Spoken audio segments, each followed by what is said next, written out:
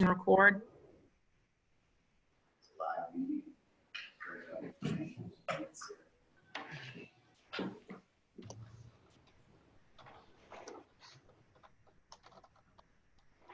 Are we ready? Good morning. The meeting will now come to order. I would remind everyone participating that we have closed captioning, and I ask you to speak clearly for our transcriptionist, and that we can properly report this meeting. Ms. Griffith, will you please call the roll? Yes, ma'am. Ms. Werner? Here. Mr. Damp? Here.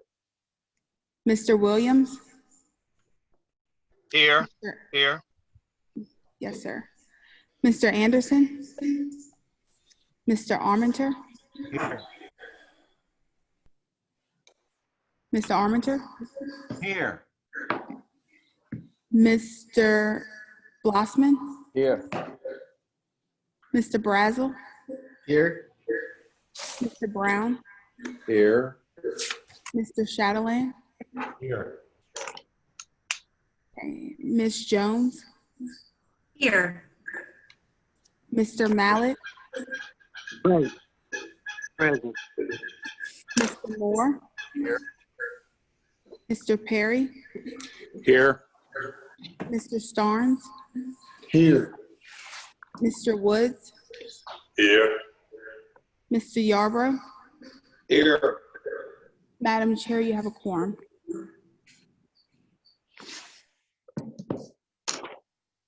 Thank you.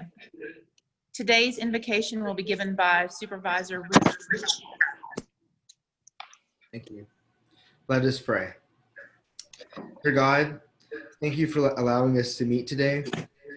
Thank you, God, for the leadership across the state and across the nation. We pray for our governor to give him wisdom and guidance, and all of our state leaders and across the nation. God, we pray for our healthcare workers today that are across the lines that are fighting for us to keep our nation safe and healthy. God, we thank you for this amazing, wonderful university. We thank you for the leadership that we have here. We thank you for the faculty, the staff, and the students. God, keep your hand upon them. Keep their families safe as we come out of this pandemic. God, we give you praise for our friend Ronnie Anderson for his recovery, and keep your hand upon him and his family as he continues to improve in his strength. And God, as we come today to discuss university business, give us wisdom and guidance in all matters that we consider. God, touch us all. In Jesus' name, amen. Amen. Amen. Amen. We are now joined by the incoming Cadet Wing Commander, Cadet Delaney Dufresne. She will lead us in the Pledge of Allegiance.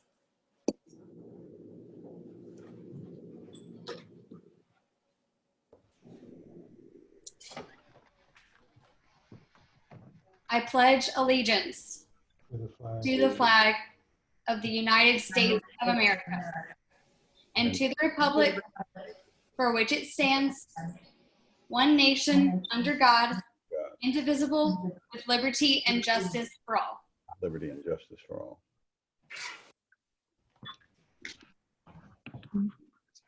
Yes, Cadet, would you like to say a few words? We appreciate you joining us today. You're the first student to address us in this virtual meeting format, and we welcome you to the meeting.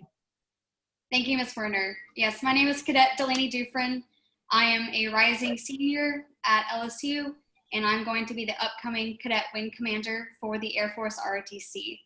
I am a political science major, and I am excited to further our relationship as cadet organization and ascension into the Air Force. Thank y'all for having me. Thank you so much for joining us, and we look forward to seeing all the great things you're going to do. And the Air Force is very lucky to have you, the ROTC cadets, to have you as their leader in the upcoming year. Congratulations. Thank you.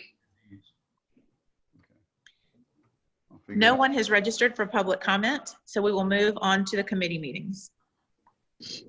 Unless there is objection, I move that we recess. Hearing no objection, the board is in recess. Mr. Brazel, will you please call the academic committee to order? Thank you, Madam Chair.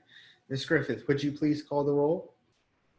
Mr. Anderson, Mr. Brazel, Here. Mr. Armenter, Here. Mr. Chatelain, Here.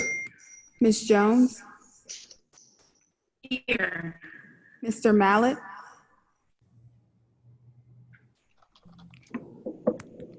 Mr. Moore, Here.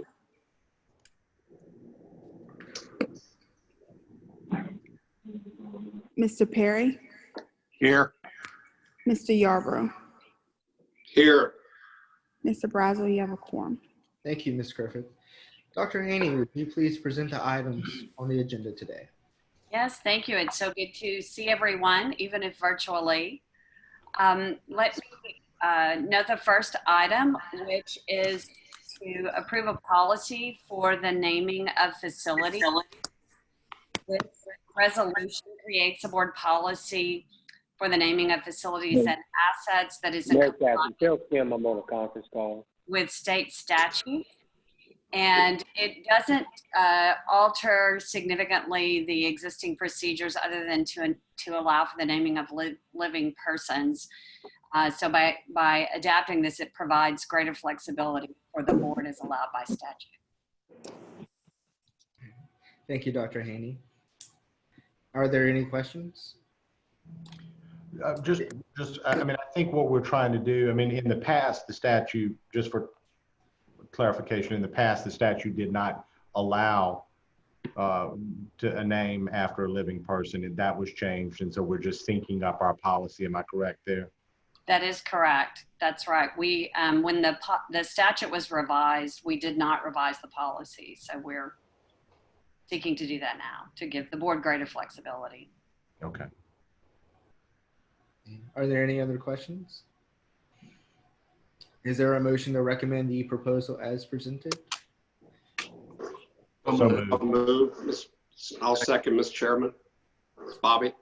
All right, Mr. Bobby seconds, and the motion was made by Mr. Shotland. All right. Is there any objection? Without objection, it is approved. Next item, please. Yes, so the next item is to establish an Associate of Science in Health Sciences degree at LSU Eunice.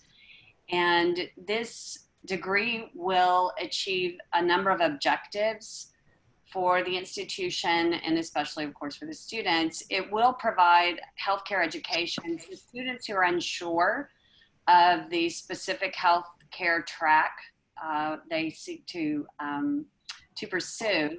It will provide the prereqs that are offered at multiple institutions. So it's a pathway for transferable credits into other institutions. But for those students who may not be selected into healthcare programs elsewhere, it will provide a pathway for professions such as office manager, patients accounts, account representatives, et cetera. So we see this as a significant opportunity for those undecided students to provide them a pathway forward. We expect that there will be several dozen students, and there, of course, have capacity now, so this will not have any additional costs. Thank you. Are there any questions? Is there a motion to recommend the proposal as presented? So move. All right. Mr. Moore, is there a second? I'll second. All right, Mr. Armenter seconds. Are there any objections? Without objection, it is approved. Next item, please. Yes, so the next item is a graduate certificate in transportation engineering, and this will be a 100% online certificate. And the objective is to provide professionals who are wanting to advance their knowledge beyond the bachelor's degree in civil engineering, focused on transportation, the greater in-depth knowledge in relevant areas, especially pavement, geotechnical, traffic engineering, And these courses would be fully transferable to the online master's degree, and this aligns with our stackable credentials that we're focused on systematically building. The American Society of Civil Engineers describes Louisiana, like many states, from having aging infrastructure that will need to be built and upgraded, and so that this will be an area of interest. The projected enrollments would start with around 12 students, increasing to 50 by year 5. There's no current program like this in Louisiana. There are, however, similar certificates at Johns Hopkins, the Citadel, University of Colorado, Kansas State, and this will not require additional costs for the first few years. The courses have been added to the current offerings in the online master's program in civil engineering. Thank you. Are there any questions? Is there a motion to recommend the proposal as presented? So moved. Mr. Shotland makes the motion. Is there a second? Second. Second by Mr. Moore. Is there any objection? Without objection, it is approved. Next item, please. Yes, so the next item is from the A&M campus, a Bachelor of Science in Digital Marketing. And the Board of Regents staff have approved a waiver of the letter of intent. Typically, there's a 2-step process. The Board of Regents have been working with the campuses to streamline their procedures, and so we're excited that they've waived the letter of intent. So this is the full proposal. This is specifically designed for the LSU online market and will be 100% online, and will focus on principles and practices in digital marketing that will include social media, marketing analytics, mobile marketing, e-commerce, search engine optimization, and will allow students to develop sales and marketing strategies in a more interactive and dynamic online marketplace. Digital marketing and analytics are termed defining skills that employers feel are critical for job performance. And so we expect this to be a popular concentration for students. And the mean salary in 2018 for employees working in this field is around $75,000. So we are projecting enrollment of 25 students growing to 200 within 4 years based on interest in digital marketing courses and national trends. Thank you. Are there any questions? I'm curious, from a timing standpoint, will this be a fall startup? Depending on how quickly the regents are able to get this on their agenda and approved, we will move as quickly as possible. We are moving strategically with some of the minor courses and developing those. So we would be able to move as quickly as we get approval from the regents. And again, we're appreciative that the regents are partnering with us to move these things through governance more quickly. So we would be delighted if we could start this in fall 1, if not fall 2. Okay. Are there any other questions? Mr. Chairman, I'll make a motion that we approve this item. Mr. Yarbrough makes a motion. Is there a second? I'll second. Mr. Shotland seconds. Is there any objection? Without objection, it is approved. Next item, please. Yes, so lastly and most importantly, we are asking for recommendation to approve conferral degrees for the calendar year of 2020 to provide the chancellors the discretion on when to have commencement activities. As you know, with COVID, we've had some adjustments in the normal commencement schedule, and looking at moving some degree candidates more quickly as allowed by the accrediting bodies and the faculty. And so we're looking for some flexibility here as we're navigating this brave new world we're in. Thank you. Are there any questions? Is there a motion to recommend the proposal as presented? So moved. Thank you, Mr. Armitage. Second. Second by Ms. Jones. Thank you. Is there any objection? Without objection, it is approved. And Madam Chair, before I close the academic committee, I would like to take a moment and say it's been an honor serving as this chair for several meetings, but I would be highly remiss if I did not say I wish our friend Mr. Ronnie Anderson was here instead. At this time, I will accept a motion to conclude the academic committee. So moved. So moved. All right, is there any objection? Without objection, the committee is adjourned. Madam Chair, the academic committee has concluded. Thank you, Mr. Brazel, and thank you for your remarks and your service. You've been called to step in when we all wish the circumstances had been different, but you've done an outstanding job, not just as the vice chair of this committee, but in your entire term on the board. So thank you so much for your willingness to step in and help us out and serve this board in an outstanding way. Mr. Chatelain, would you please convene the Finance Committee? Yes, Madam Chair. Ms. Griffin, if you would you please call the roll? Yes, sir, Mr. Chatelain.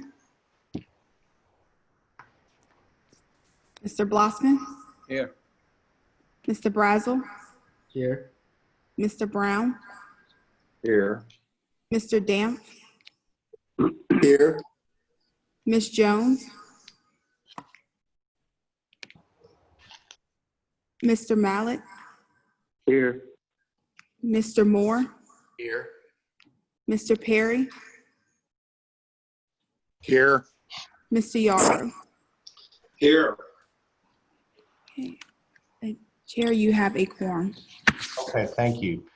Committee, we have 2 items on the agenda that do not require action. They're more review and informational updates, and so we will go through both of those. The first one is a presentation on LSU's first health plan, and then after that we will get an update on kind of the preliminary budget discussion and look a little bit in depth at the impact to LSU based on the pandemic. And so we'll kind of get a good update on the budget proposal and the impacts to LSU. But we'll start out with the LSU first update. So Dan, if you would take us through that. Sure. Thank you, Mr. Chatelain, members of the board. Good to see you all this morning. As Mr. Chatelain noted, the first presentation is an update on LSU First, the university's health plan for employees and dependents and retirees. And I would like to call on Ms. Chantel Baker, who oversees our benefits program, to take us through the update. So with that, Chantel, please begin. Good morning, and thanks for having me this morning. So I know there's a couple new faces on the board, so I wanted to start by maybe giving a quick history lesson on the health plan and how it came to be, explain how the health plan works a little bit, and then share some demographic information on the plan. So if we can move to slide 2. LSU First started because the LSU leadership entered into a memorandum of understanding with the Office of Group Benefits and the Division Administration in 2002. It was started as a pilot program, and it was at the time a very different benefit plan being offered compared to the other state plans that were being offered. The hope was that we could provide a unique plan that met the needs of higher education employees better than the current state plans. So the plan continued as a pilot plan till about 2007, and at that time in 2007 it became a permanent offering to the LSU community. The LSU health plan is offered to all full-time employees of the LSU system and to much of the legislative staff. The benefit is for active employees, but it's also a benefit that can be taken into retirement. As we move into slide 3, this is a high overview of how the health plan works. So essentially the plan has 3 tiers or buckets of coverage.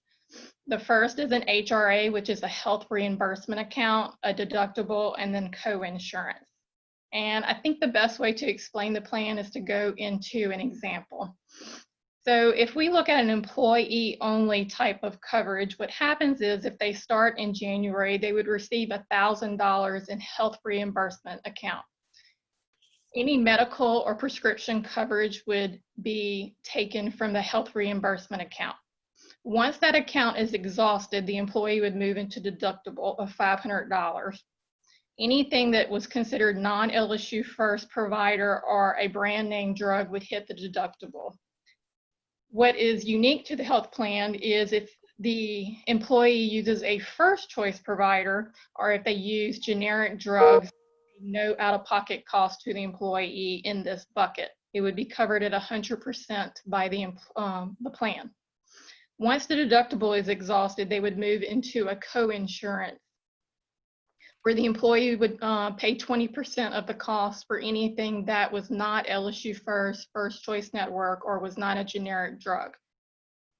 So if they did use a first choice provider or a generic drug, it would still be covered at 100% by the health plan.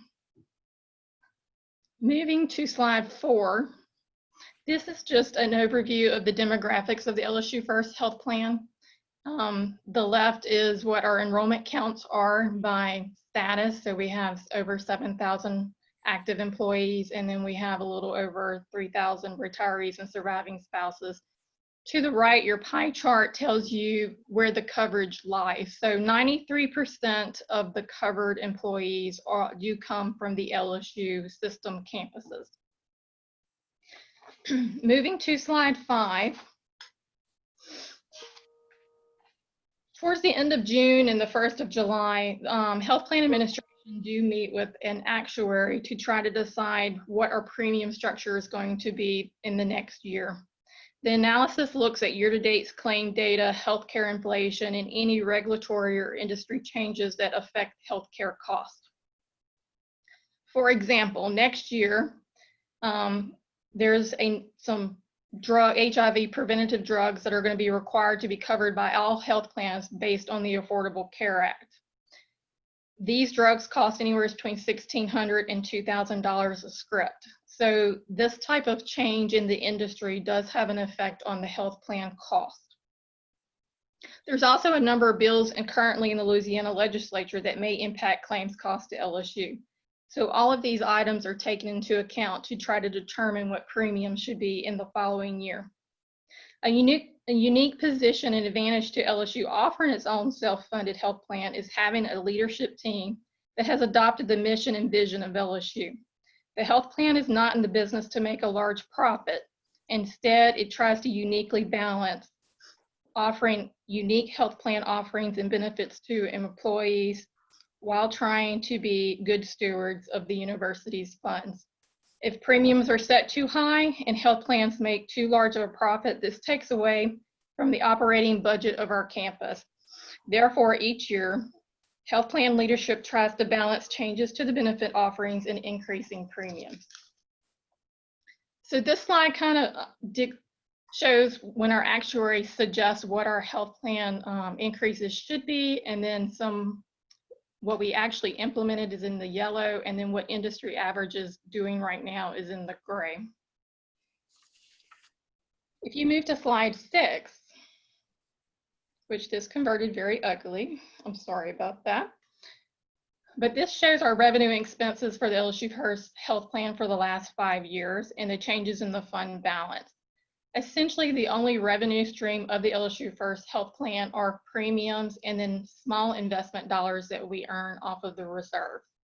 Our claims expenses consist of our claims, of course, and then administrative fees where we are paying our providers to administer our plan. So this pays for our third-party administrator to process the claims. We have a medical management team. We have pharmacy team. We also have stop-loss insurances, which is insurance for our insurance. So health plans are very unpredictable, and you do have years where you may have a NICU baby, where we have one currently who's been in the hospital for 10 months. And so this stop-loss insurance protects the plan from exhausting all of its reserves. Also, there's also been discussion about what the reserve balance should be for health plans. And industry standard says that health plans should have a reserve balance about 3 months of its highest month claims. And our current plan sits right there at industry average. Moving to slide 7. As I said earlier, the leadership team each June or July has a few decisions to make each year once we meet with our actuary to decide what premiums should be. So do you alter benefit design? Do you shift costs to plan members? Do you raise premiums? Or can you make your plan members healthier? Or do you find other ways to cut costs in order not to raise premiums? The next couple of slides are just some examples of improvements and cost-saving measures in order to keep the plan solvent, attempt to make our plan members healthier, and reduce the amount of premium increase that may be needed. I'm not going to read everything on every slide, but I'll just point out a few items. Prior to 2016, if you worked at LSU, the House, or the Senate and left LSU, but went to work for another state agency, you could actually keep the LSU First Health Plan as long as that agency agreed to a successor agreement. When we started to analyze the data of these individuals who left, we found that they costed the plan 40% more than the LSU population. We also found that administratively, many other state agencies were not set up to pay healthcare vendors outside of the state plan, and LSU often had to chase down premiums. So we made the decision in 2017 to put a moratorium on successor agreements. Another item, you can back up. Yeah. So another item that we implemented was a bariatric surgery program. So we're in our second year of this program, and we partnered with Dr. Taylor at the Baton Rouge Clinic for a competitive rate for bariatric surgery. So far, LSU First has had 30 members go through the surgery, and 29 of the 30 members have met all milestones set in the program. The program is currently being reviewed and evaluated, and plans are potentially being made to expand it in other areas of the state. This is another attempt of LSU First trying to make its members healthier in order to reduce costs. You can move to the next slide. Thank you. Not only do we evaluate our medical, we also evaluated our pharmacy vendors. For every contract LSU First writes, we do put in a right to audit. And so we do audit all our vendors to ensure that those partners are performing within the contracted guidelines of LSU First. Another item I point out in this is that we move from a traditional model to a pass-through model on our pharmacy plan. A pass-through model allows LSU First to pay the same cost for a drug that the PBM is paying, and also LSU would get to retain all the rebates associated with those drugs. PBMs often make revenue in hidden sources or spread on each drug. In a traditional model, LSU would only receive a piece of the rebate, and by moving through the pass-through model, we get to retain all rebates. Moving on to the next slide. Here are a couple upcoming initiatives that we've been trying to implement. One that I'd like to point out is that we did implement telemedicine in October, which was very favorable considering we couldn't predict the future of COVID-19. This benefit in the last 2 months has been used very extensively. We are hoping to move to a mental health telemedicine in the near future. And on to the next slide. So of course we can't talk healthcare without talking COVID-19. So slide 11 covers some of the changes that were implemented very quickly due to the COVID-19. As things began to close, the LSU First Health Plan moved very quickly to implement some changes, even before the Department of Insurance made a requirement of health plans to do some of these. So we did waive member cost sharing for testing, and that's testing for COVID-19 and for the antibody testing. We streamlined approvals for prior authorization.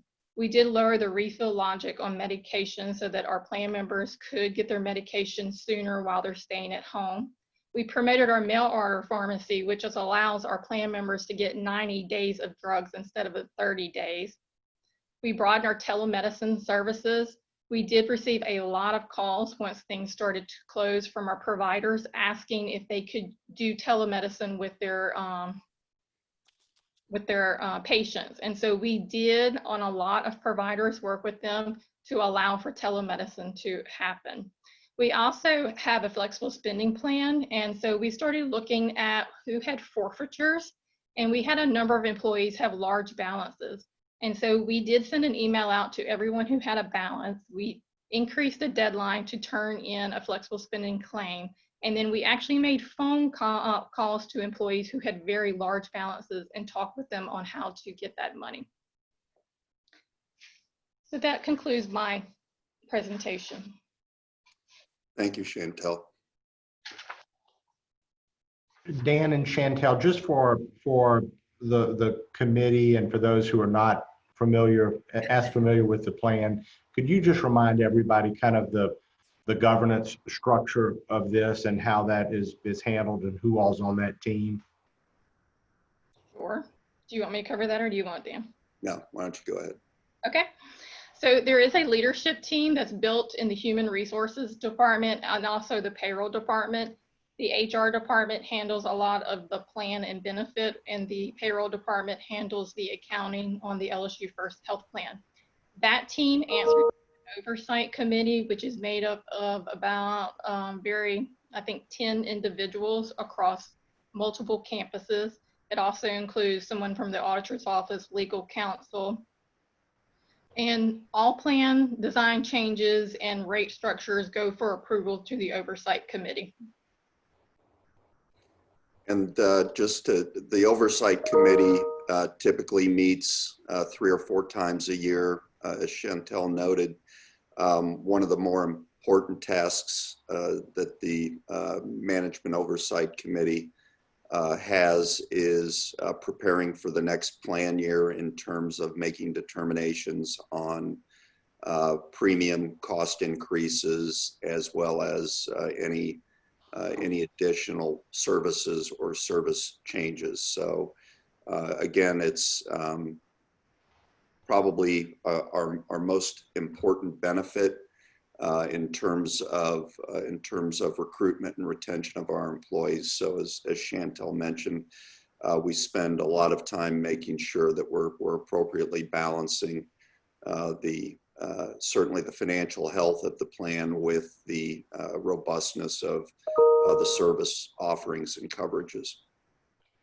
One more question, then I'll see if anybody else has. But Dan and Chantel, from that standpoint, from a recruitment standpoint, compare the benefits of our plan to what faculty that we're recruiting or staff that we're recruiting may see in other states. Are we pretty competitive when overall as we recruit and bring people on?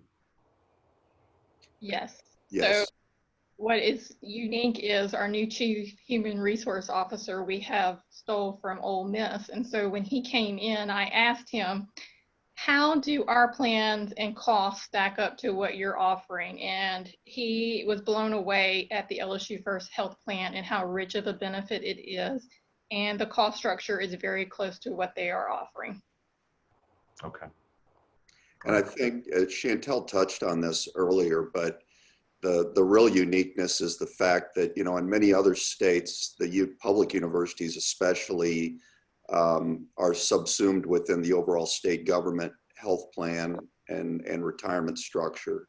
And so it's fairly genericized, whereas, you know, with our plan, we can, because it is focused on the LSU system, we can certainly tailor it to the specific needs of our faculty and staff and their dependents, as well as our retirees. Okay. Thank you. Let me open it up. Any questions from anyone on the committee?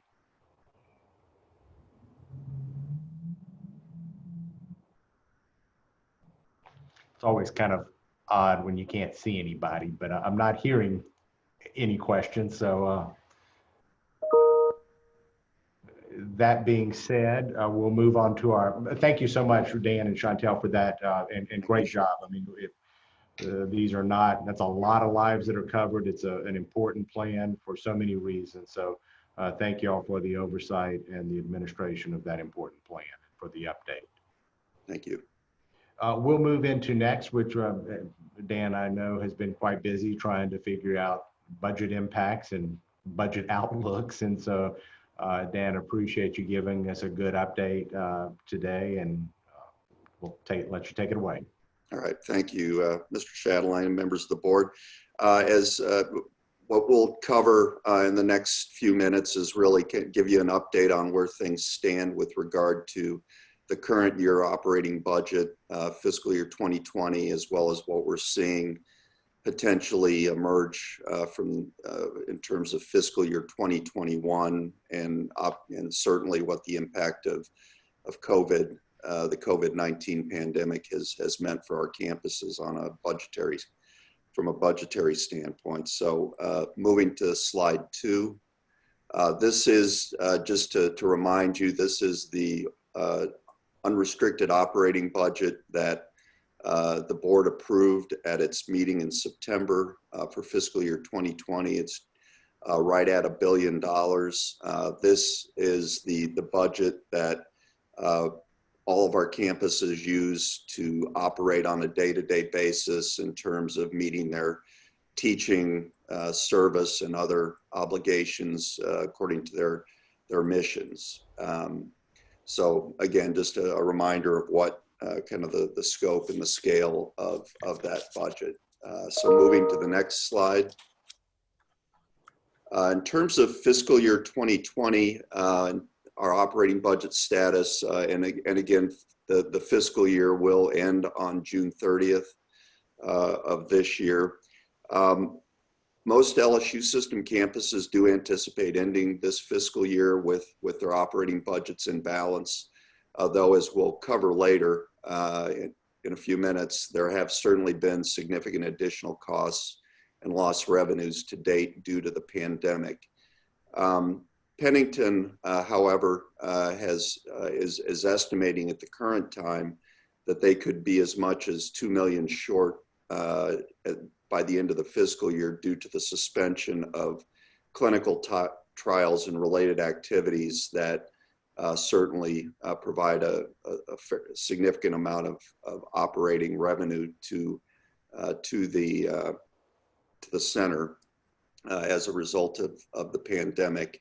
And as you note, and we'll talk about this later on, while the federal government did provide funding for institutions regarding the impact of the pandemic, because those funds were allocated on a student enrollment basis, neither Pennington or the Ag Center were able to receive any of that money, so that they did not have any, don't have any of that cash available at this point to help with any of their additional expenses. Last week, the Revenue Estimating Conference met and estimated that as a result of the pandemic, primarily we're looking at just under a $450 million drop in state general fund revenues relative to fiscal year 19 actuals in fiscal year 20. It is uncertain at this point what that might mean for higher education, and we've certainly had no indication, but again, a fairly significant drop in state general fund revenues.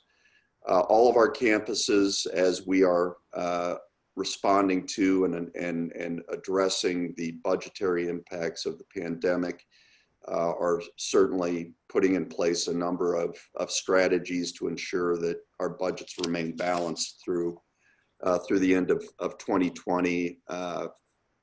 Some of these strategies include hiring freezes and spending freezes, which we've certainly implemented on the main campus as well as some of our other campuses as well, and also other cost reduction actions as necessary. Again, for those campuses that did receive CARES Act funding or the federal CARES Act funding, we do have the ability to use those dollars to offset recurring expenses that would otherwise have to be funded out of the operating budget as a result of the pandemic. Moving to the next slide. Back in March, when the scale of the pandemic really became evident, and the impacts really began in terms of campus closures, moving to remote work, moving to remote learning, and other remote activities, as we're all attempting to manage through the crisis, we began the process of tracking our financial impacts on a monthly basis. The purpose of doing this is really to enable us to document for FEMA reimbursement and other kinds of reimbursements that may become available as those monies begin to flow. But as you can see, as of the end of April, and that was really about 1.5 months of terms of tracking the impact, the system-wide impact was just under $32 million in terms related to revenue losses, as well as additional expenses. And again, we'll continue to track that on a monthly basis as we continue through this process. Moving to the next slide, this provides an overview of some of the kinds of revenue losses and additional expenses that were incurred as a result of the pandemic. Again, I won't read all of these, but gives you a flavor of certainly what we've experienced. On the revenue loss side, certainly there have been housing, dining, and other student refunds as students moved off campus to a remote learning status, sponsored program, research program losses, which I'll talk about in a little more detail next. Clinical trial suspensions, which as noted earlier, certainly have had an impact on Pennington as well as our health science centers, athletic event cancellations, and then certainly conference and performance cancellations because of not being able to congregate. Number of additional expenses obviously associated with this too. Major expenses associated with moving to remote learning and work over basically a 2-week period, and then obviously the ongoing support of those functions, and then certainly additional sanitation and cleaning activities and related costs associated with that. Moving to the next slide. As I mentioned, LSU, the LSU system as the flagship system in the state has a unique role in terms of being the flagship research university system for Louisiana. And as a result of that, we have suffered disproportionately serious financial and operational disruptions in our research and development enterprise due to the pandemic, as we have had to shut down laboratories and research projects over the past couple of months. Just to give you a sense of the kinds of disruptions that we have, all of our campuses have experienced. Certainly there's been a loss of faculty research productivity because we've not been able to, faculty have not been able to be in their labs. And they've also at the same time had to, as opposed to working on their projects and research proposals, they've have had to spend time working on moving their courses to an online format. Our research faculty researchers also have a number of research staff and graduate assistants that work in their laboratories and research facilities. In order to make sure that those staff were able to return to work as we open campus back up, obviously we needed to make sure that those staff and and GAs were able continued to be paid. And so even though the projects were not continuing, research projects were not continuing and therefore not billing necessarily, we did keep those staff and GAs on the payroll, again, to ensure that they are available to return to campus once facilities open. And then finally, another significant expense is those costs to ramp down and ramp up research facilities. You don't just turn the lights off when you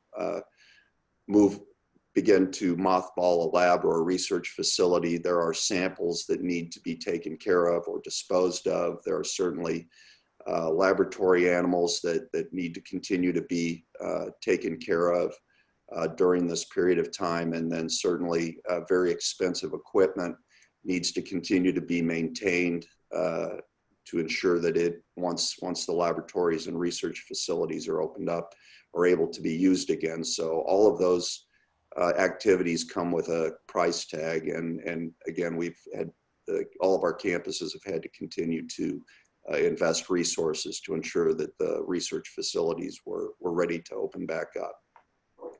Our current estimate is that the total financial impact as a result of these disruptions over a 6-month period beginning in March through August will be about $96 million, or just about $16 million on average per month during that period of time.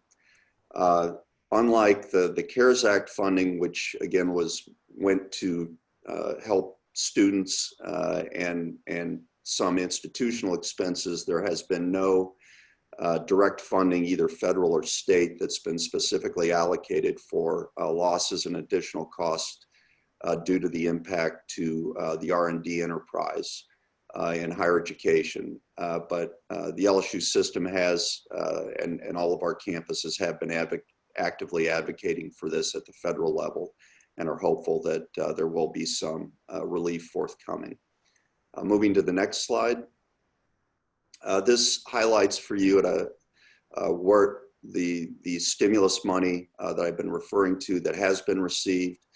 The higher education emergency relief funds, which were the bulk of those monies, basically came in 2 pots. One was emergency student aid, which is 50% of the funding that was received.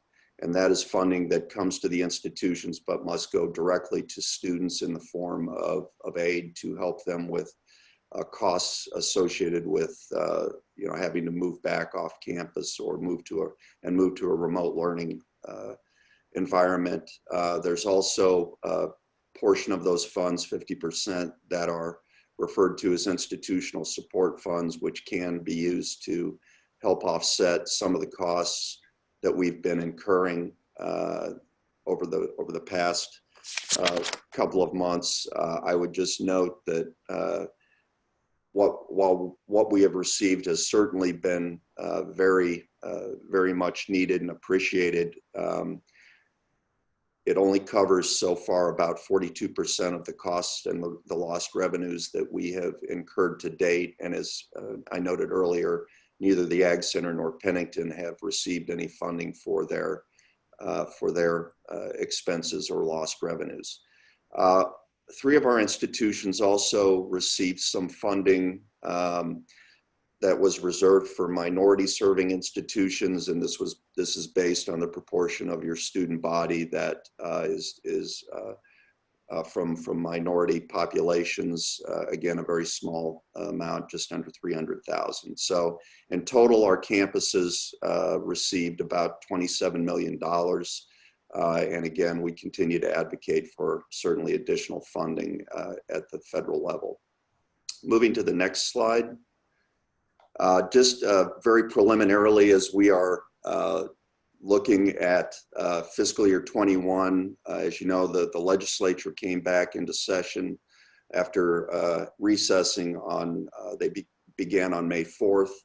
The regular session is scheduled to end on June 1st. The committees, the money committees have been working very diligently. And in fact, the House Appropriations Committee met yesterday and began moving House Bill 105, which is the state operating budget. And we're anticipating that will be heard on the House floor early next week.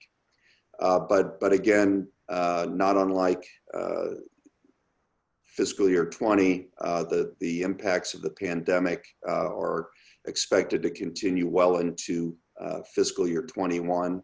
The REC estimate from last week is projecting approximately an $870 million decrease in state general fund revenues in fiscal year 2021. So obviously the potential increases that higher education was anticipating prior to the pandemic that was included in the governor's budget are no longer on the table. Additionally, the LSU system campuses in total are projecting a minimum of about $28 million in additional pandemic-related expenditures during the first half of fiscal year 2021, and that does not include the R&D related losses that I previously talked about. So as a result, all of our campuses have been planning for a range of budget scenarios for fiscal year 2021 over the past several weeks. And, clearly as we're contemplating, a budget impact at the state level of that magnitude, all options need to be on the table to ensure that we have balanced budgets and we're able to continue to certainly meet our core mission activities of teaching, research, and service. The budget proposal that was introduced by the governor's office and Division of Administration earlier this week that is now moved out of House Appropriations Committee attempts to mitigate the need for significant cuts to higher education and other state programs. The proposal involves a combination of the federal corona relief funds that the state received, a portion of the rainy day funds that the state has, and a 2% state general fund reduction to campus operating budgets. That, in fact, is what did move out of the House committee yesterday. The proposal involves approximately $100 million of the corona relief funds being swapped out for state general fund support to hold higher education as whole as possible and mitigate significant cuts. Again, the budget still remains very fluid. Once obviously it gets to through the House, it will need to move to the Senate before it can be finalized. So as you know, again, to summarize, given the uncertainty that we're looking at a broader economic level, the fiscal year 2021 state budget that will be adopted by the legislature before July 1st may not be the final budget. And certainly if the economy does not begin to recover over the next 6 to 9 months, there will probably be a need for additional budget adjustments, particularly if there's no further stimulus money coming from the federal government to help out state and local governments. So with that, I'd be happy to answer any questions you may have. Thank you, Dan. That certainly raises more questions than you would have answers for right now, and we understand kind of the nature of where we are. And so I know everybody appreciates that update, and certainly it does look like there's some solutions hopefully from the state side that will keep appropriations pretty solid. Can you comment a little bit on the self-generated side of things? I guess that is trying to figure out student return and housing issues and all that. And I know y'all are working through those, but any comments on the self-generated fund side of the budget? Sure. Well, I can certainly speak to what we are seeing at this point. Remarkably, we are still seeing strong demand. Certainly at the main campus, we we're currently looking at certainly meeting our targets, our enrollment targets, according to Jose Aviles. Certainly also looking to do well on the retention side things in terms of the return of continuing students.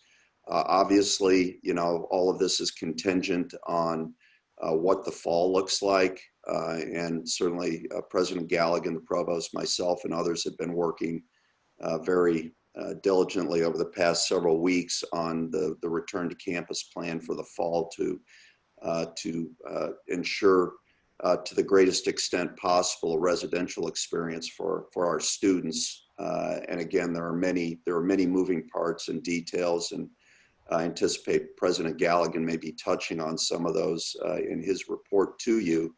But as of now, certainly we remain very hopeful, and things look very positive. In fact,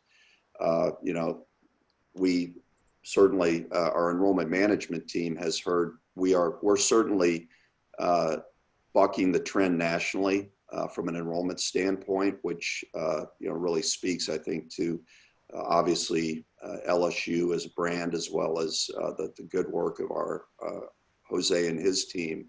But again, we remain guardedly optimistic, I guess is the best way to put it at this point. But again, we very much need to be able, have students back on campus to ensure that remains so. Okay. Mr. Chairman, I have a question. Go ahead.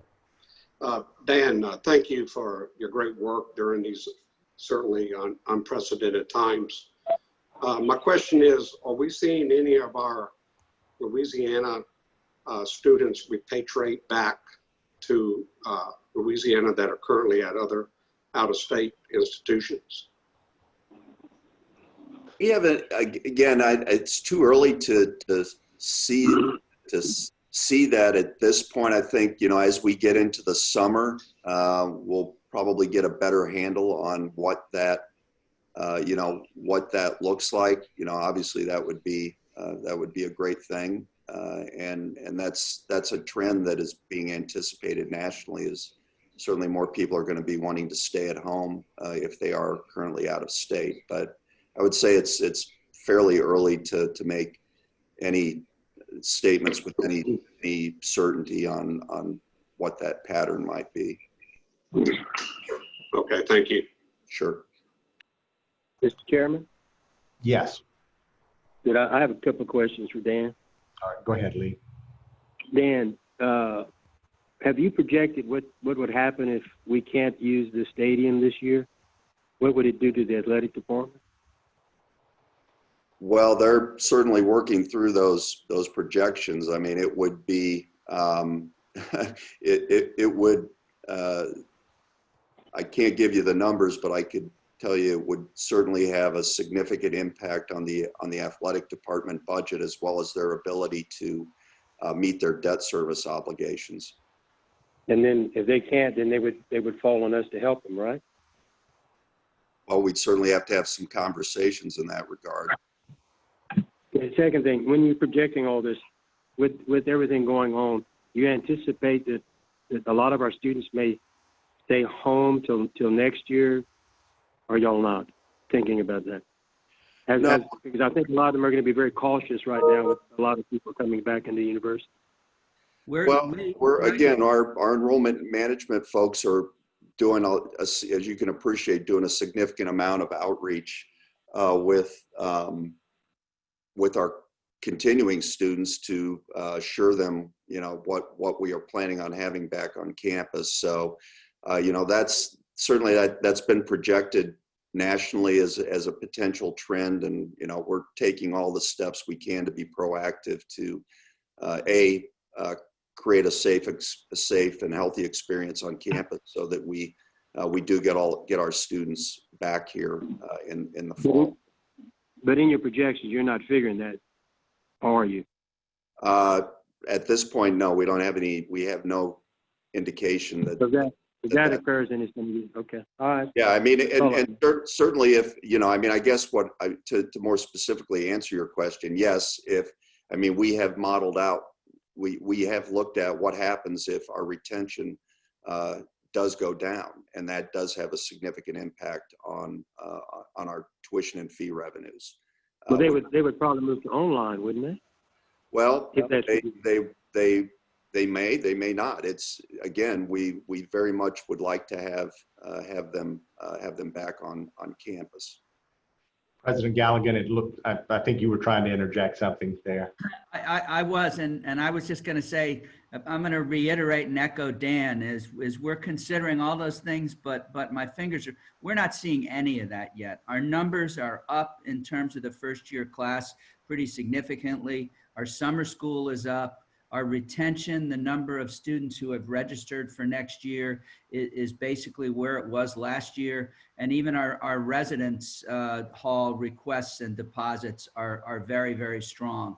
So our numbers remain, I mean, really, really strong. But as Dan said, we're watching it constantly, and we're keeping in constant contact with prospective students as well as our current students.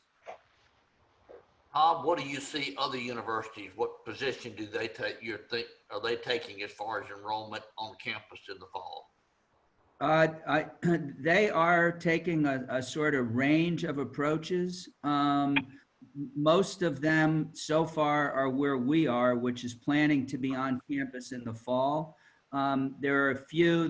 The Cal State system has said they'll be online in the fall. But I think the vast majority right now are saying they're hoping they'll be on campus in the fall. And I'll talk more about that in my report. It may look a little bit different when we get to August in terms of class size, room size, et cetera.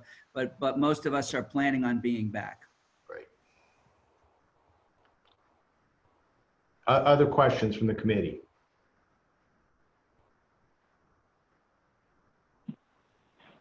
Okay, we're hearing none. Dan, thank you for that presentation. We will hope that we're back on campuses across the state in the fall and back in Tiger Stadium as well. But we all, as has often been said, hope is not a plan. So appreciate you all planning for plan A, plan B, and plan C. And we will be ready when whichever one comes about. So unless there's any other items that needs to be discussed in this committee, I would entertain a motion to adjourn. So moved. Second, Mr. Chairman. We have a motion and a second. If there is no objection, this committee stands adjourned. Madam Chair, that concludes the work of the Finance Committee. Thank you, Mr. Chatelain, and thank you, Dan, and everyone for all the good information today. We appreciate that very much. Mr. Woods, would you please convene the Property and Facilities Committee? Yes, thank you, Madam Chair. Ms. Griffith, please call the roll. Yes, sir. Mr. Woods? Here. Mr. Brown? Here. Mr. Chatelain? Here. Mr. Brazel? Here. Ms. Jones? Mr. Mallett? Mr. Moore? Here. Mr. Starnes? Here. Mr. Williams? Here. Mr. Yarborough? Here. Okay, Mr. Woods, you have a quorum. Thank you, Ms. Griffith. At this time, I asked Mr. Tony Lombardo to please present the 4 items before the committee today. Thank you, Mr. Woods. Item 1 is a request from LSU A&M to acquire land at the LIGO Observatory in Livingston Parish. LSU seeks to approve to purchase 2 tracts of land adjacent to the Laser Interferometer Gravitational Wave Observatory in Livingston Parish with the express purpose of securing a wind buffer to prevent interference with the Nobel Prize winning scientific observations being conducted at the facility. At present, LSU owns the property on which the facility is located with a very small perimeter around those assets. Currently, the 2 tracts, which total approximately 18 acres, contain a maturing crop of trees that is sitting adjacent to and immediately surrounds the 2 buildings at either end of the LIGO Observatory tunnels. If the company proceeds with harvesting the trees located on the adjacent tracts, The wind pressing against the buildings would increase and introduce additional noise that will interfere with the scientific measurements. To prevent this from happening, Weyerhaeuser has agreed to sell to LSU the adjacent tract of land, totaling approximately 18 acres, at a purchase price of $6,000 per acre. The purchase price was directly negotiated between LSU and Weyerhaeuser, as no competitive process was possible because of the specificity of the land. LSU believes that we are at fair market value for that land and will proceed with the purchase upon your approval through our normal process in land closing. Okay, thank you, Mr. Lombardo. Are there any questions on the item? Mr. Chair, Mr. Woods, are you, would you entertain a motion to approve? So moved. Yeah, I would move to make a motion to approve the land purchase as presented.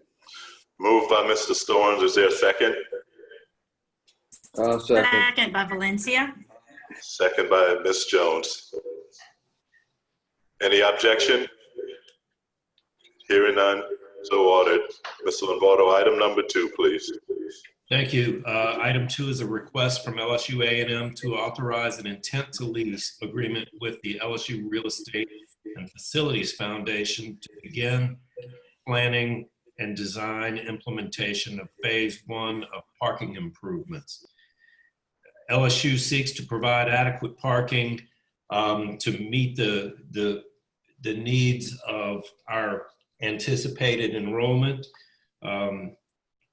The estimated development cost for this project is approximately $6 million, and this is weighed against an alternate solution of a $20 million parking garage. So we are actively engaged in finding more economical ways to solve our parking and transportation issues on the campus. LSU requests the authorization to enter into the intent to lease agreement with LSU Real Estate and Facilities Foundation, which can then engage in the planning and design of the new facilities and improvements. Our intent is to come back to the board with an actual lease in August or September. Okay, thank you, Mr. Lombardo. Any questions on item 2? Is there a motion to recommend the proposal as presented? Wayne Brown, so moved. Moved by Mr. Brown, second. I'll second, Mr. Second by Mr. Chatelain. Thank you very much. Any objections? Hearing none, so ordered. Item number 3, Mr. Lombardo.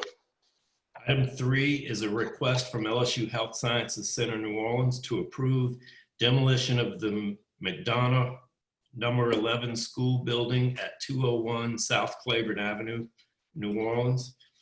Health Sciences Center wishes to demolish the former McDonough building located adjacent to the downtown campus.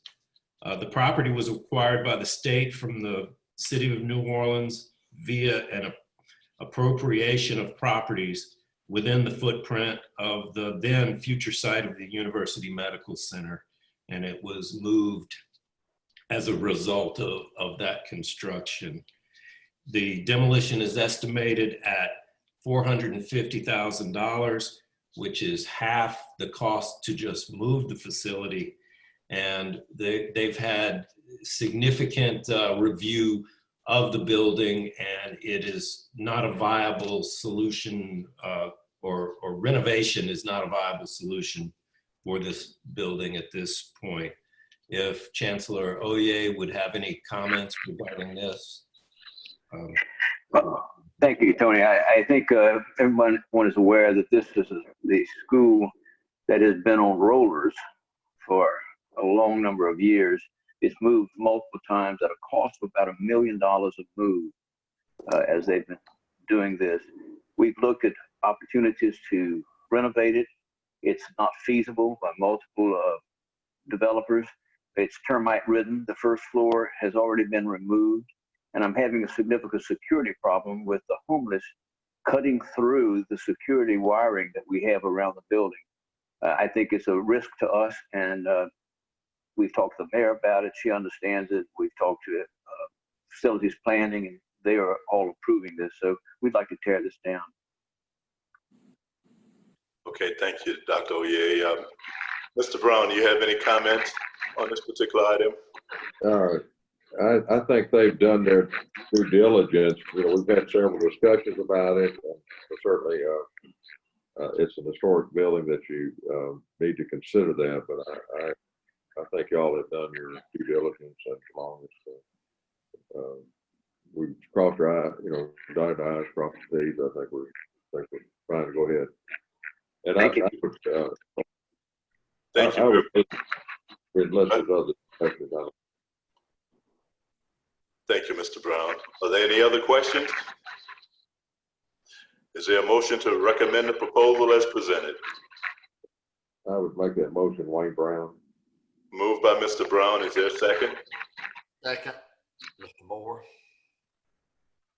Second by Mr. Moore. Any objections? Hearing none, so ordered. Thank you, Mr. Lombardo. Item number 4, please. Thank you. Thank you. The finalized item is a request from Healthcare Services Division to approve University Medical Center Management Corporation's schematic design and construction of a second garage at UMC New Orleans campus. This is part of the original master plan vision when the hospital was built. The lease is in place that allows for this construction, and they are required to bring it to you as part of that lease for review and approval.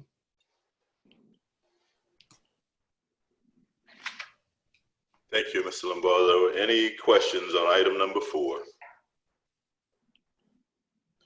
Is there a motion to recommend the proposal as presented?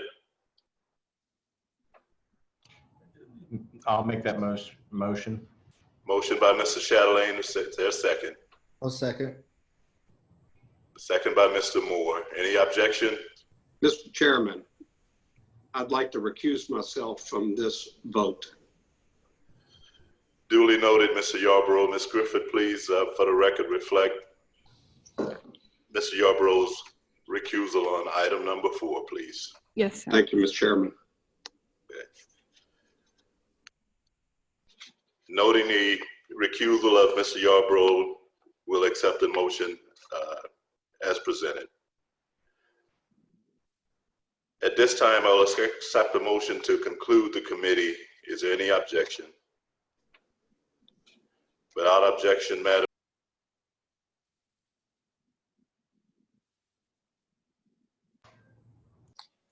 Thank you. Thank you, Mr. Woods. Mr. Damp, would you please convene the Legal Affairs Committee? Thank you, Madam Chairman. Ms. Griffith, would you please call the roll? Sir, Mr. Damp, Here. Mr. Armenter, Here. Mr. Anderson, Mr. Brazel, Here. Ms. Jones, Mr. Mallett, Mr. Starnes, Here. Mr. Perry, Here. Mr. Williams, I can't believe Lee Mallett is on the Legal Affairs Committee. Attorney Lee Mallett here. Nicole, this Woods? is Valencia. I'm here too. Yes, ma'am. And Mr. Woods.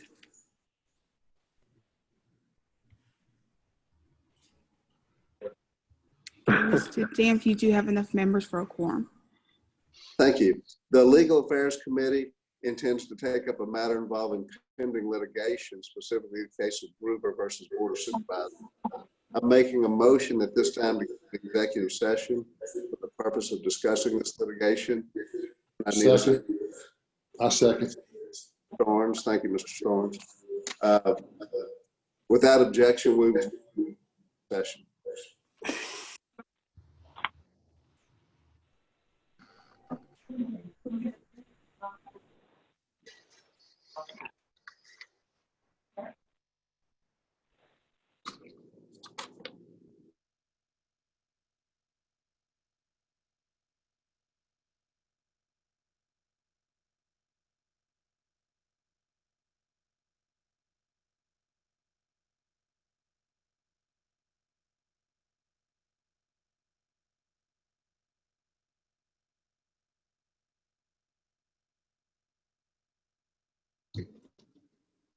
This is James. Can I ask a question? I know we're off the record. I just have a question for Jason or anybody.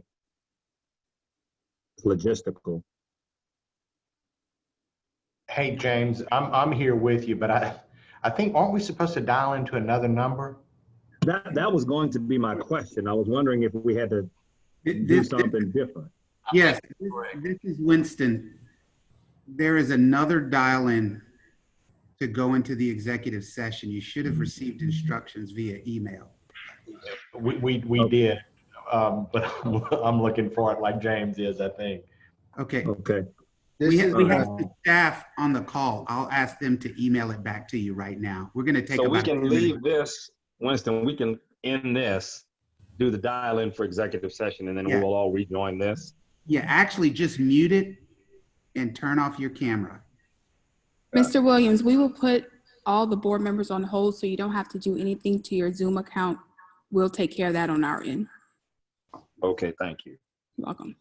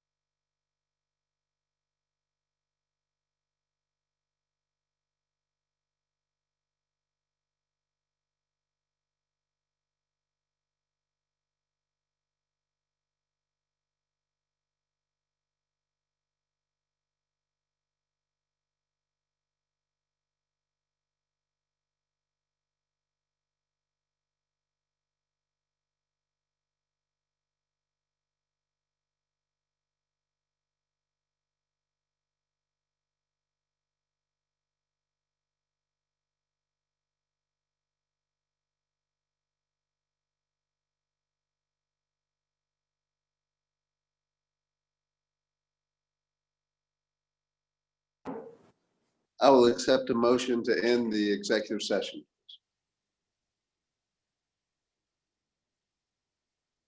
So moved. Without objection, I'm sorry, I need a second, please. I'll second. Thank you. Without objection, I will now make a motion to adjourn the Legal Affairs Committee and ask for a second. Seconded. Thank you. Madam Chair, the committee is adjourned.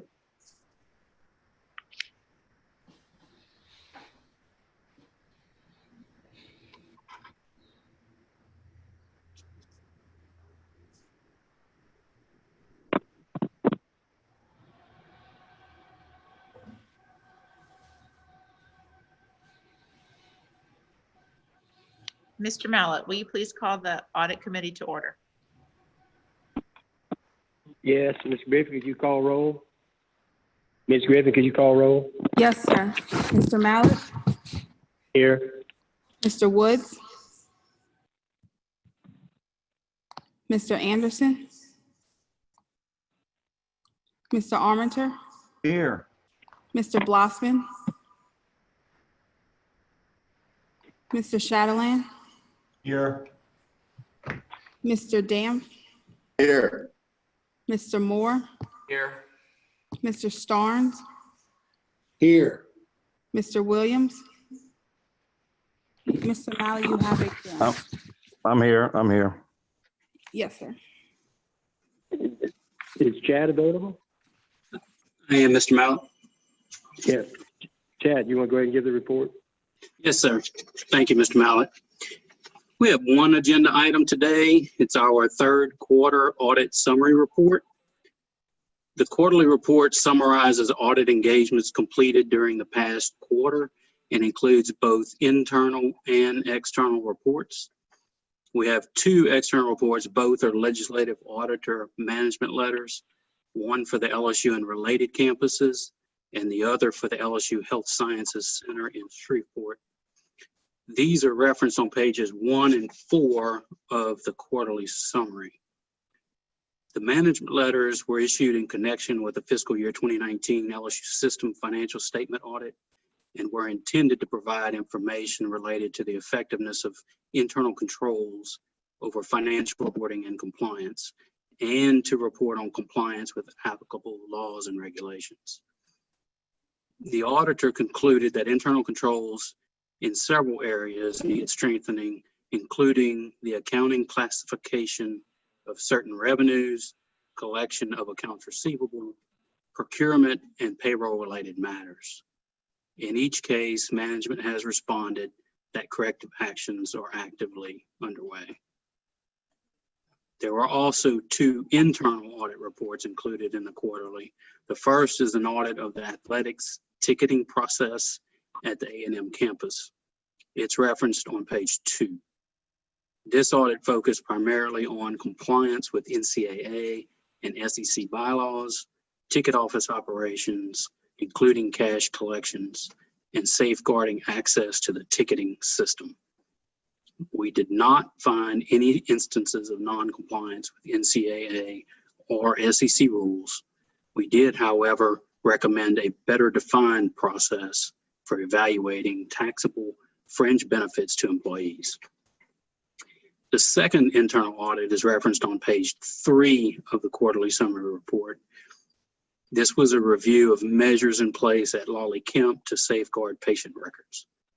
Overall, we noted effective controls were in place with some opportunities for improvement. For each of these reports, campus leadership has provided a response and corrective action plan. We will, as part of our normal process, follow up to determine whether the action plans are implemented. This concludes my report, Mr. Chairman. Is there any questions? I don't think we need to do an approval by the board. This is report only, I think. And if that's the case, I guess I'll enter. Somebody got? I believe the committee should approve the acceptance of the report. Is that correct, Okay. Jason?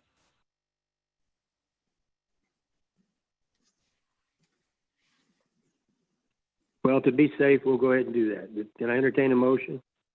So move. Mr. Moore? Second, please. Second. Do we have a second? I'll second. Okay, anybody opposed? Motion carries. I think that concludes the audit committee. I'll entertain a motion to Madam Chair, we're through. Is there a motion to adjourn the committee? So moved. Blossman moves to adjourn. Now, Second. Madam Chair. Mr. Mello, second. Do I have a second? Second by Woods. Okay. Now, Madam Chair, we have all in favor? Are all opposed? Nobody's opposed, Madam Chair. Our committee's finished. Thank you, Mr. Mallett. At this time, the recess of the board has ended, and the board will now return to regular order. For our approval are the minutes of the board meetings held on March 6th, April 23rd, and May 6th. These minutes were previously provided. Are there any questions or corrections to the minutes? I'd make a motion to approve those minutes. Is there a second? Second by Blossman. Any objection? Without objection, the minutes are approved.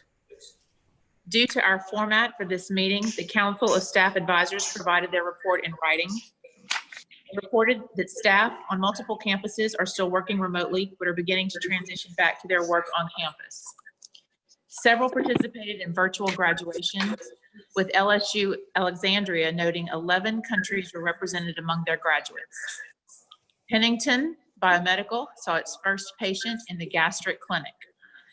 The flagship staff senate conducted a survey in which 1 in 5 people had an immediate family member who lost a job, and there is anxiety about job security. I would also like to note from their report that they recognized the PPE initiative in which staff members were engaged, culminating in the production of 20,000 gowns, 10,000 face shields, and 1,000 gallons of hand sanitizer. And one other item of note that the chair finds in the written report, which will be shared with all the board, is the LSUE, again, continuing to work from home in the stay-at-home order, but extends their congratulations to their new Vice Chancellor for Academic Affairs, Dr. John Hamlin. I'd like to congratulate and commend all the staffs and faculty for their extraordinary work continuing in the virtual format. And they're now the work that they have to reopen their campuses and return to their offices and their classrooms and research labs. We do not have a report from the faculty advisors this month. Now I'll turn it over to Interim President Galligan for the President's report. Thank you, Chair Werner, very much. And this is my chance to tell you a few of the great things that have been going on and what our plans are. And I think you all know it's been a really busy month since our last regular meeting. We concluded the spring semester. We celebrated an outstanding graduating class. We wound down our PPE production in the PMAC, and we're now preparing or continuing to prepare for the start of summer courses. So we've accomplished much, and we're moving forward with our plans to reopen this fall. As Dan alluded to earlier, I'll get to those soon, but it's now my sad duty to note that our good friend, Dr. Henry Gremion, passed away unexpectedly on May 18th after a brief illness. Henry had served as the 6th Dean of the LSU Health New Orleans School of Dentistry since 2008, and he was the only alumnus of the program to ever serve in that capacity. He was recognized nationally for his contributions to the dental profession and was honored with many awards and accolades during his distinguished career. At our New Orleans campus, he was instrumental in diversifying the student body and building the first new building there since the inception of the school, the $31 million Allen A. Copping DDS Advanced Clinical Care and Research Building. Aside from all his career accomplishments and his dedicated service to LSU, Henry was a wonderful man who was widely loved and greatly respected, and his unexpected departure is a terrible loss for our LSU family. We send our condolences to Henry's family, friends, and colleagues, including his wife of 45 years, Carlene Mackey Gremion, their 4 children, and their 10 grandchildren. Dr. Robert Laughlin, Chair of Oral and Maxillofacial Surgery, will serve as interim dean. It's also my sad task to inform you that the LSU family recently lost another illustrious member. We received word only this morning that Dr. Jimmy Peltier passed away. Dr. Peltier was the only person who ever served as the chair of the LSU Board of Supervisors, the chair of the LSU Foundation, and the chair of the LSU Alumni Association. He was a captain of the U.S. Air Force Dental Corps from 1954 to 1956. He was chairman of Argent Bank in Thibodaux, and he was recognized with the LSU Alumni Association Hall of Distinction Award in 1995 and was a true champion for LSU throughout his entire life. He and his wife, Benita Ann Armstrong Peltier, have 3 children and 10 grandchildren. So I'd ask you to please join me in a moment of silence as we think of Dr. Gremion and Dr. Peltier. Thank you. Moving forward, I would be remiss if I didn't thank everybody involved in making our spring semester a success, despite the massive obstacles we faced and the incredibly short time frame we had to make the transition to remote learning and remote working. The fact that we encountered no major issues is a testament to the incredible efforts of our brilliant faculty, our incredible staff, and the resiliency and character of our students. We celebrated a number of huge achievements. 2 of our students won Goldwater and Truman scholarships. 2 faculty were awarded Fulbright scholarships, and another faculty received the Guggenheim. We advanced our research efforts. In fact, while we were remote, our faculty were submitting grants and receiving grant awards. LSU faculty received 3 NSF rapid grants for COVID-19 response. And over the course of the past year, they more than doubled the previous record for NSF career awards in 1 year. We are a research institution and our faculty are incredible. We also learned lots about remote education during the spring, and we're applying everything we've learned to our remote summer courses.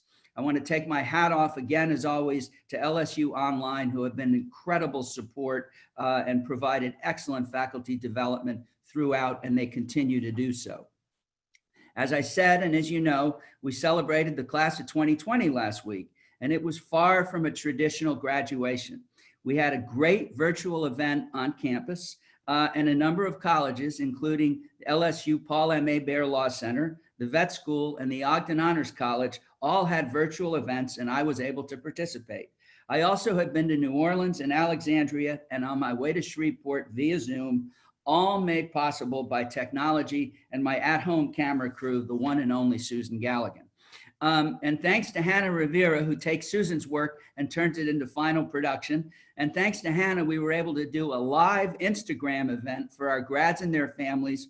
More than 16,800 folks have already viewed it. And finally, I made a Zoom trip to Portsmouth, Rhode Island to welcome Brian Wolf to the ranks of LSU alumni. So we've been all over the place, even though we've been staying in Baton Rouge. Let me remind everybody, we will congratulate this class in person when we can. Commencement was virtual because it was postponed. It was not canceled. On Monday, we began implementing phase 1 of our return to work, in which less than 25% of our employees were able to return to campus. The folks who primarily returned were those with active research projects. We're looking to increase that number, and either today or early next week have all our research labs back open. What are we doing? Even though the CDC says the risk of transmission of COVID-19 from fomites, that's surfaces, is less than they originally thought it was, we're cleaning aggressively, and we're requiring those who come back to campus to wear masks, stay physically distant, and wash our hands often. We will continue to monitor the situation, and we will continue to move back in phases. I'd like to thank everybody in the EOC and our director, Jake Palmer. They've been fantastic throughout and continue to do great things. In fact, on Monday, in conjunction with Baton Rouge General, Baton Rouge General tested more than 180 returning employees. We were surprised so many people were interested. We were glad, and it was a wonderful thing to be able to do. We are in serious planning for the fall semester. It is extremely important that we bring our students back to campus. We've shown that we can provide a rigorous, successful educational experience online, but we all know the full LSU experience cannot be totally replicated online. Our students need access to our campus if they are to fulfill their potential and if they are to fulfill our mission to provide them the comprehensive education that we do. We are also, in whatever community we are located, economic engines for our communities. So it is crucial we get back. We're moving forward with plans to resume in-person classes in the fall. But exactly what that looks like, we will see. Many very large classes will probably continue online. We'll probably have classes in larger rooms than normal so that people can be physically distant. We'll probably be wearing masks. We'll be doing a lot of cleaning. And as always, safety will be our guide. I would point out that a combination of online and in-person learning, hybrid learning, has actually been going on for the past decade. We've proven we can do it. And as we come out of this, our new learning models, I think, will actually be more innovative and more improved, freeing up class time not for passive learning in a lecture, but for solving problems, for talking, and for delivering the content, the substance, online in a flipped classroom. But we shall see. What about testing, tracing, and treatment? I'm extremely proud to say that our faculty across all campuses, particularly health sciences in Shreveport, New Orleans, Pennington, and folks at the flagship, have put together a multi-million-dollar research proposal, which will be the spine of our plan to return. We will track and test for COVID as our students return to campus. The extensive plan calls for statistical sample testing at all our campuses of 10 to 16% of our populations. The virology and serology tests will be repeated throughout the semester, and the data will be collected and studied as part of an extensive research project. The biorepository for the data will be at the outstanding Pennington Biomedical Research Center. We're now actually having conversations with Southern University about a joint project, and together the partnership would be a historic combination between our two institutions and a historic initiative in public health. Additionally, we'll have contact tracing in place as well as safe spaces to isolate. I am not a scientist, but my friend, Dr. Chris Kevel, Vice Chancellor for Research at LSU Health Sciences Shreveport is. He's been one of the architects of the research project and plan. And now I'd like to ask Chris to explain it in a little bit more detail and with the scientific and medical gravitas which he has. Chris, I know, as the Moody Blues said, I know you're out there somewhere. Thank you, President Galligan. I appreciate that introduction. And thank you, supervisors, for the opportunity to share with you today what we believe is a very dynamic and comprehensive plan to not only prepare, but to also protect the students, the faculty, the staff, and the whole LSU family across the state of Louisiana as we prepare to come back to class and come back to work. As President Galligan mentioned, the component of this plan really centers in key areas. The first of which is the LSU Health Sciences Center Emerging Viral Threat Laboratory, as many of you have heard about over the past several months, where we've tested over 12,000 samples to date. And then also the LSU River Road testing laboratory at the vet school on the main campus, where they too have been testing very avidly since this crisis began.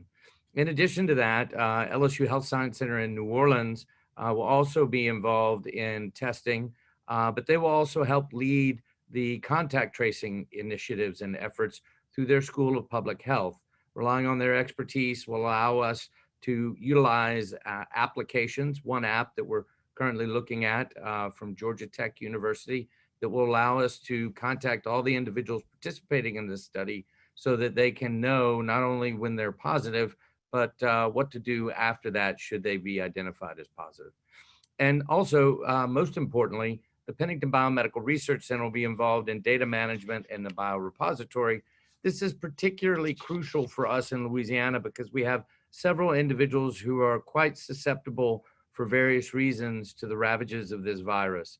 Pennington has a long-standing history of managing biorepositories, as well as their history with LCATs in coordinating medical care and trials across the state, which we think will be ideal in allowing us to identify individuals who could be in trouble before they actually get there, which is what we want to do. Lastly, I will say, in terms of a timeline of what this looks like, this will begin in the fall semester with the initial beginning milestone of August 17th, run till the end of the fall semester, have a brief hiatus during the break, and then recommence in January, running all the way until the spring and being completed at that time. This is crucial because this will allow us to really identify the whole spectrum of what this disease could do to our campus, but also provide everybody the peace of mind and the knowledge and the access to medical care and testing that's needed. So thank you very much, President Galligan. Thanks, Chris, very much. And thank you for your work on the project and the work of the other folks who are involved. And, you know, sometimes people say, hey, you can't work together. We are working together incredibly. It is all 8 of us working together. And so to all of my colleagues, I want to say thank you for that. I'm going to stay in the fall semester for a second. I already talked about this in response to Supervisor Mallett's questions during the Finance Committee, but we are seeing the largest number of applications we've ever had. Admissions for the fall from first-year students are incredible. We're expecting another record year of enrollment, although our fingers are crossed because we're dealing in uncertainty. I will brag for just a second. There are many universities, in fact, most, who are not in this situation. So we have to keep competing throughout the summer because things right now in that regard look very, very strong. It will be, if the class continues the way it looks, the most diverse and one of the most academically accomplished classes that we have ever had. To assist students, we're waiving late registration fees. We're offering new tuition payment plans for the fall. And again, for students attending summer school, there will be a 15% cost reduction in all tuition and fees. We're also working hard to retain our students, and the numbers there look good too. Breaking news. As we met this morning, the SEC presidents and chancellors were meeting. I was not there, I was with you. But as you recall, the SEC had suspended all athletic activities through May 31st. Today, the presidents voted to allow voluntary activities to resume on June 8th. LSU will announce today that LSU football will resume voluntary activities on June 8th with stringent health protocols in place. PPE, we've closed down the PMAC PPE. The manufacturing division is on hiatus. But before it went on hiatus, we manufactured 20,000 surgical gowns and 10,000 face shields, going through 1 million square feet of vinyl in the process. As I said at our last meeting, while we were making PPE, we also made significant contributions to testing in Baton Rouge, New Orleans, and Shreveport. We treated patients. Our researchers continued to conduct clinical trials on treatment options and potential vaccines. LSU is doing great things. We are a research institution, from the flagship to Pennington, to the Ag Center, to our health science centers in New Orleans and Shreveport, to our fabulous campuses in Alexandria, Eunice, and Shreveport. We have shown what a great university can do. To continue to do these great things and to improve, we will need the support of the state, our alumni, and our friends. Dan has already reported on the budget and the outlook. We are guardedly optimistic, but we must stay vigilant. I've run 24 marathons. With the budget, I think we're in mile 7 or maybe mile 8. So we got many miles ahead of us, so we must stay vigilant. At the outset of this pandemic, I assured our students, faculty, and staff that if we move forward with courage, calmness, compassion, and cleanliness, we would find ourselves on the other side. Well, we're not there yet, but we have accomplished a great deal. In the coming months, our focus will remain on the future, and our message will remain the same. With continued courage, calmness, compassion, cleanliness, and I'm going to add enthusiasm and optimism, each passing day will bring us another day closer to the day when we are all back together again. And let me say something about, we've discussed our friend Ronnie Anderson and how he's doing so much better. Yesterday, he actually talked to our friend Bill Richardson. And Bill says, Ronnie asked him, Bill, is there anything important on the board agenda? And my reply was, there is, but there's nothing more important than Ronnie Anderson continuing to improve and get better and get back to see us again. So Ronnie, we love you. Speaking of love and going around, Chris Vadrine has worked like crazy in government relations. He's been calling, he's been virtually meeting, he's been strategizing, and today is his birthday. So Chris, I want to wish you on behalf of all of us a happy birthday and say thanks, and close by saying how proud I am of everything that everyone in the LSU family is doing, and how, again, I have the best seat in the house to get to see it. So thank you all very, very much. I hope I have not gone on too long. Thank you, President Galligan. You have not, and we always appreciate your insight and your enthusiasm. And thank you again for the extraordinary leadership during this extraordinary time. At this time, I will entertain one motion to approve all committee recommendations that were presented for board approval today. So moved. Second. Moved by Madam Mr. Chair. Chatelain and second by Mr. Damp. Yes, Mr. Yarborough. Yes, I'd like to recuse from voting on Properties and Facilities Committee item number 4 only. Thank you. Thank you, Mr. Yarborough. Ms. Griffith, if you'll note the recusal. Is there any opposition to the approval of the accepting of the committee reports? Hearing none, the committee reports are adopted. Now for the chair's report. I want to echo President Galligan in so much of what he said. The extraordinary efforts across all of LSU through this time that has brought us closer together, even though we must stay distanced. I especially want to thank all who have worked to make our first ever virtual graduations happen, like no other team can do. Also, the registrar's office and staff. They were tasked with not delivering diplomas to the PMAC and the other facilities and facilities on all our other campuses, but our offices around the state, and including here on the main campus, were tasked with shipping and mailing diplomas to each and every graduate. While they were socially distanced, I received a few pictures of the operation that was put in place here in Baton Rouge, and this was an extraordinary effort. And I want to thank them, their staff, for all the work they did. I know there's probably a few glitches. I know sometimes my mail has not arrived on time. And I want to thank all the Tiger families for sharing photos of your celebrations, for the texts, for the pictures, and understand that everyone is doing their best to make sure each Tiger receives their appropriate certificate and diploma. And we celebrate you and cannot wait to celebrate with you in person. Another unfortunate remark I need to make is that today I'd like to remember a very special Tiger. In fact, 2 of them. In the last month, LSU has lost 2 extraordinary women who had a great impact on Louisiana and on LSU. First, Toni Stevenson lost her battle with cancer only a few weeks ago. Toni stood alongside her husband, Emmett, and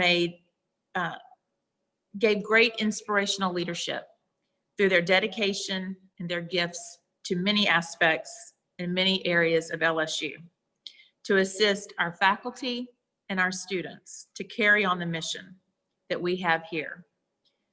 We send our deepest sympathies to the Stevenson family. Tony will be dearly missed. And then second is someone who I knew a little better than I knew Tony. She was a very important person to all of us and very important in education in Louisiana. Melinda Mangum lost her battle with cancer also on April 30th. Melinda was a fierce tiger alone. She served on the board and executive committee of TAF and on the Ogden Honors College Executive Council. Melinda became a teacher after she said a grumpy faculty advisor told her, nice and smart girls become teachers, and how lucky we were that that advisor gave her that advice. Melinda's career as a teacher, as an educator, and an impassioned advocate for excellence in teaching, excellence in her students, and excellence across education will never be forgotten. The entire LSU family wants to share our condolences with Ms. Mangum's daughter, Elizabeth Mangum, and her entire family. Melinda taught in many places across the state and gave her time to many students and many organizations. Here in South Louisiana and in North Louisiana, she taught at Lee High, Episcopal High, in North Louisiana, Airline High, Glen Oaks High School, Valley Park Middle School, St. James Episcopal, St. Mark's Episcopal, Lafayette High School, and she was serving not only as an educator, but as the Dean of Academic Affairs at Ascension Episcopal School when she waged and lost her brave battle with cancer. Her degrees and professional awards and affiliations are numerous, but I want to highlight 3 of them. She was named a White House Distinguished Teacher by 2 presidents, President George H. Bush and President William Jefferson Clinton. And she was also named an Outstanding Educator by many universities, the University of Miami, Texas A&M, MIT, and the Illinois Institute of Technology. Governor John Bell Edwards appointed her to the Louisiana Commission on College and Career Readiness. She loved her Tigers, and I will miss seeing her joining us at football games wearing her tiger striped scarf. And I will also, along with many, many people, miss the notes and letters that came always filled with glitter. The letters that she wrote to her students, even in her last days, will always be remembered and treasured. We will miss her dearly. And I challenge all of our students going on to the field of education to carry on Melinda's legacy. And in that, the family has established a scholarship at LSU. And I'm very proud that we will be able to carry on the work Melinda did and support future educators through those who want to memorialize her. Another comment I want to make is that we are very hopeful and optimistic, as the president said, about the opening of the campus, bringing our faculty and researchers back and our students back to the labs and classrooms in the fall. Wonderful news we've just heard from the SEC. LSU is ready to go again. 2 groups of the LSU family that I want to especially recognize today. As has become a tradition, not only across this country, but across the world, is the opportunity for people to stop at a certain time in the day and thank healthcare workers, often by applause, standing outside of hospitals, standing on balconies in Spain and Italy. It's inspirational. And we as LSU should do the same. So to our doctors, nurses, therapists, nursing aides, custodians, our researchers, receptionists, and hospital volunteers, all those serving in our healthcare hospitals and clinics who are LSU Tigers by training, and as I always like to say, LSU Tigers because they've joined us in their career. We salute you, we applaud you, and we thank you. You are carrying Louisiana forward.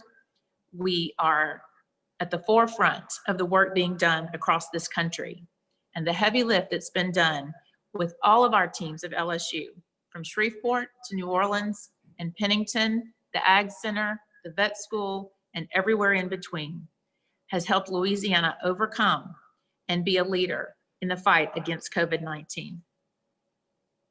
And finally, to our LSU employees that we've recognized already today for the effort they made in coming to campus to become line cutters and sewers so that we could supply the Governor's Office of Homeland Security and Emergency Preparedness, hospitals and clinics across the state with the PPE that was so desperately needed in the initial weeks and months of this fight against the coronavirus. Thank you for your dedication and service. Then finally, I have something and someone to recognize, and it is with a little bit of sadness, but a lot of joy that we've had the opportunity on this board to serve with Richard Brazel. Today, as a student member, this will be his last meeting. Ricky has been a spectacular board member and has really represented the students across all of the LSU campuses well. In honor of his contributions, I am offering a resolution that I will now read into the record. Whereas Richard Brazel has been an exceptionally active participant in student government at Louisiana State University in Alexandria, earning election twice as the student body president. And whereas Mr. Brazel served as a student government senator and treasurer, a role in which he revamped the budgeting system of LSUA's student government to better serve its students. And whereas Mr. Brazel instituted a new election system for student government at LSU Alexandria, greatly increasing overall student engagement, specifically in the form of participation in elections. And whereas Mr. Brazel used his position to advocate for students at both the United States Capitol and the Louisiana Capitol, including offering testimony before 2 legislative education oversight committees. And whereas Mr. Brazel ensured that the student body and public at large were aware of activities at LSU of Alexandria by hosting town hall meetings with students, faculty, and staff, as well as being available for media interviews and personal conversations with interested constituents. And whereas Mr. Brazel was also active in campus life by serving as link president of the LSU Alexandria chapter of Campus Ministries International. And whereas Mr. Brazel was elected to serve as the student member on the LSU Board of Supervisors in 2019 and was selected as vice chair of the Academic and Research Committee, where he has served the entire LSU family of institutions with great pride and respect. And whereas Mr. Brazel has participated in the governance of the LSU University family on issues related to academic programs, student affairs, COVID response, and more. And whereas Mr. Brazel served with the highest level of professionalism, taking a thorough, deliberate approach to significant decisions, which earned him the respect of his fellow board members. Now therefore be it resolved that the Board of Supervisors of Louisiana State University and Agricultural and Mechanical College recognize Richard Brazel for his service to LSU Alexandria and the Board of Supervisors, and wish him the best of luck in his future endeavors. Is there any objection to the adoption of this resolution? Without objection, the board is unanimous in its appreciation of your efforts. Mr. Brazel, would you care to say a few words? I'm quite speechless. That is purely amazing. I want to thank you, Madam Chair, for welcoming me, and each one board members for welcoming me in. And it's been an absolute honor of a lifetime. I count myself extremely blessed to have become friends and gained advice from each of you. And President Galligan, it's been an honor getting to know you, and a fellow baseball fanatic. And I hope to continue these relationships going forward for many years. So thank you so much for each of you.